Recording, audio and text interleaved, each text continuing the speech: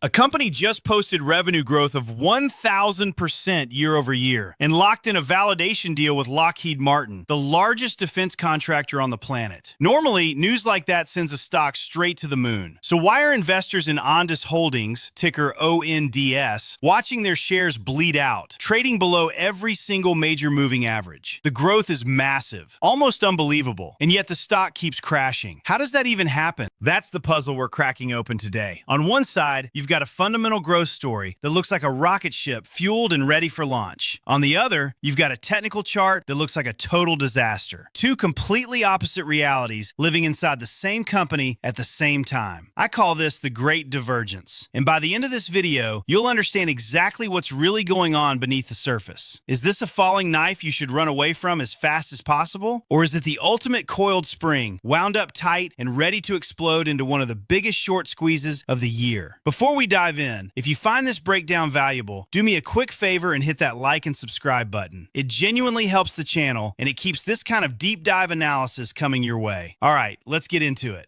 That divergence sounds like an absolute nightmare for any bull, right? But to understand why the market is so brutally divided on this one, we have to look at the massive transformation happening under the hood. At first glance, Ondas honestly looks like a powerhouse. They just closed a monster acquisition of DZYNE Technologies worth $875,800,000. And they're sitting on a record-breaking order backlog of $150 million.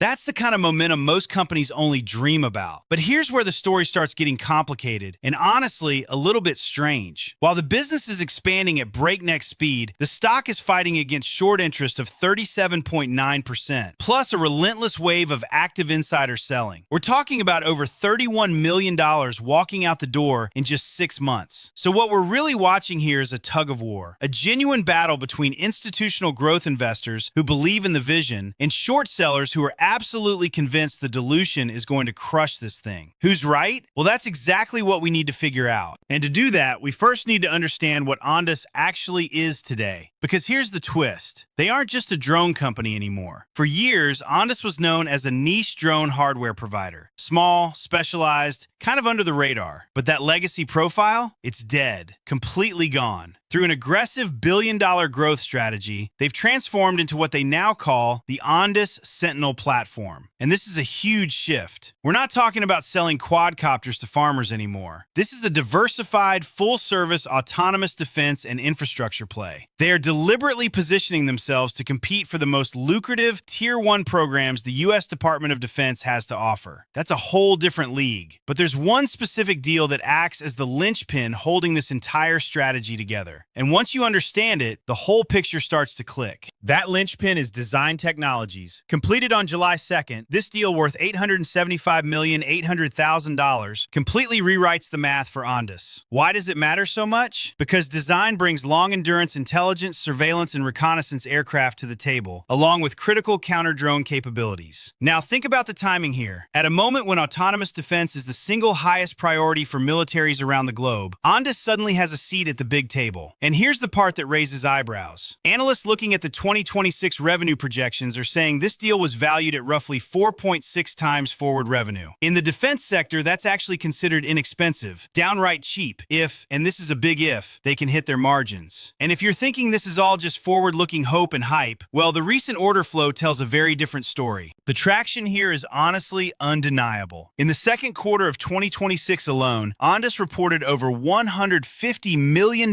in autonomous defense orders. That surge was driven by explosive demand for loitering munitions. But the real stamp of approval, the moment that changes everything, came from the integration of their Sentrycs technology into the Lockheed Martin Sanctum platform. Just let that sink in for a second. When the largest defense contractor on Earth decides to integrate your technology into their global ecosystem, you have officially moved past the startup phase. You're playing with the giants now. So if the business is this strong, why on earth is the stock falling apart? That sounds incredibly impressive until you take a hard look at what's actually happening underneath the financial hood. The numbers at first are staggering. First quarter revenue came in at $50,100,000. That's a tenfold increase compared to last year. 10 times. Following the DZYNE acquisition, management didn't just raise their full year guidance, they hiked it dramatically from $390 million all the way up to at least $525 million. million.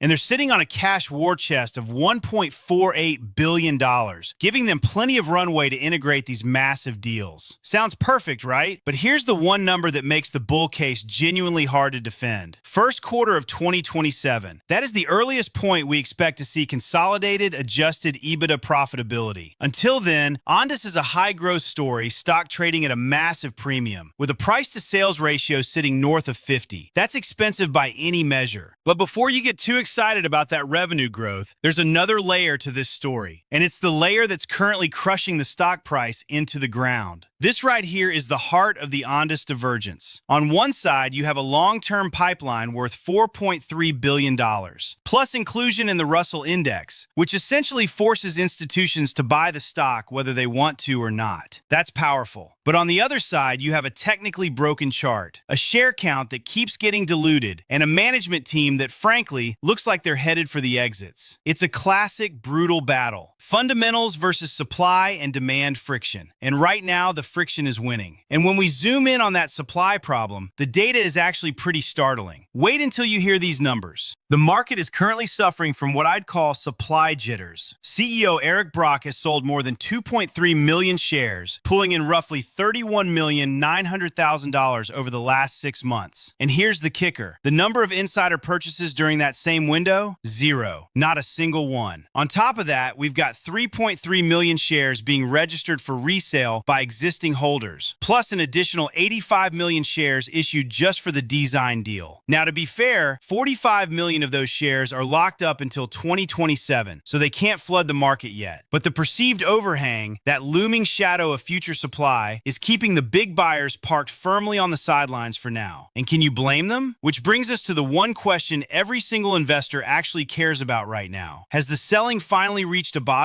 or is there more pain ahead? If we look at the tape, the short-term outlook is plainly speaking bearish. The stock is pinned underneath its 20-day simple moving average of $8.64, and that level is acting like a heavy lid, slamming down on any rally that tries to form. The RSI is sitting at 36. Now that tells us the stock is nearing oversold territory, which could be a good sign. But, and this is important, it hasn't hit that extreme level, usually below 30, that typically triggers an automatic sharp reversal. So we're stuck in a kind of no man's land of momentum. Not quite oversold enough to bounce, not strong enough to break out. Frustrating, I know. But here's the pattern interrupt. The one single metric that could flip this entire script on its head in one single afternoon. Are you ready for this? While the chart looks broken, the short interest is absolutely explosive. And I mean explosive. We're looking at 197.5 million shares sold short. That's nearly 38% of the entire float. Think about what that means. Short interest has jumped 18% in just the last few weeks alone. With 3.1 days to cover, any positive news catalyst, and I mean any, that manages to break above the $8 resistance level could trigger a massive, violent wave of buying, as short sellers scramble desperately for the exits all at the same time. That's the fuel for a squeeze, and it's sitting right there, loaded. And if you want to know where the so-called smart money thinks this is heading, all you have to do is look at the options chain. It tells a fascinating story. There's a massive concentration of open interest sitting at the $10 and $15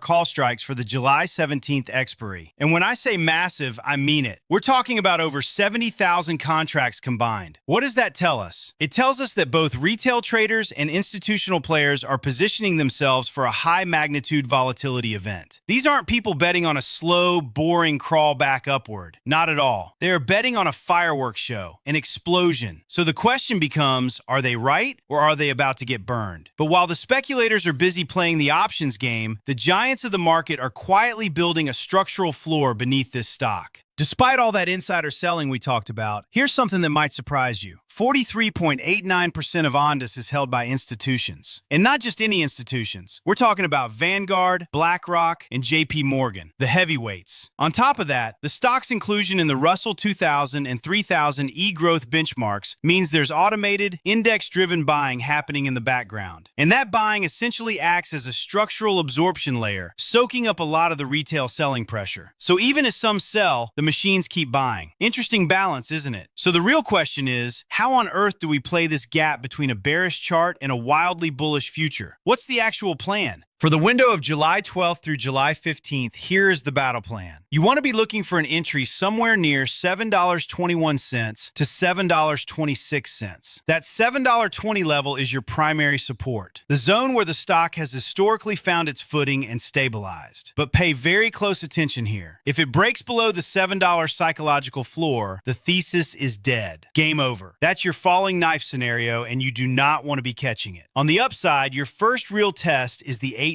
level. But the real prize, the target that has everyone buzzing, is that analyst median price of $18.50 to $19.50. Imagine that move from where it sits today. But before you even think about going all in, we absolutely have to weigh the valuation reality, because this is where a lot of people get tripped up. In the short term, let's be honest, the valuation is distorted, badly distorted. You simply cannot justify a price-to-earnings ratio over 100 based on current earnings. It just doesn't work on paper. What you're really buying here is a story stock, a bet on the future. However, and this is the crucial flip side, if you look at the normalized 2027 version of this company, the one that is fully integrated DZYNE and Cyberhawk, suddenly the current price starts to look like a deep discount. So what are you actually doing when you buy Ondas today? You're placing a bet on management's ability to convert that $4.3 billion pipeline into real, tangible EBITDA. That's the whole ballgame. And that brings us all the way to the final verdict. So, what's the call? Now, before I give you my take, I need to be crystal clear about something important. I am not a financial advisor, and nothing in this video is financial advice. Everything I've shared today is for educational and informational purposes only. Investing in stocks, especially high volatility ones like this, carries real risk, and you could lose money. Always do your own research and consider speaking with a licensed professional before making any investment decision. Okay, with that said, here's my honest view. My verdict on Ondas? I'm bullish for long-term holders, but tactically cautious for the short term. Here's why. The fundamentals, the record orders, the Lockheed deal, the $1.4 billion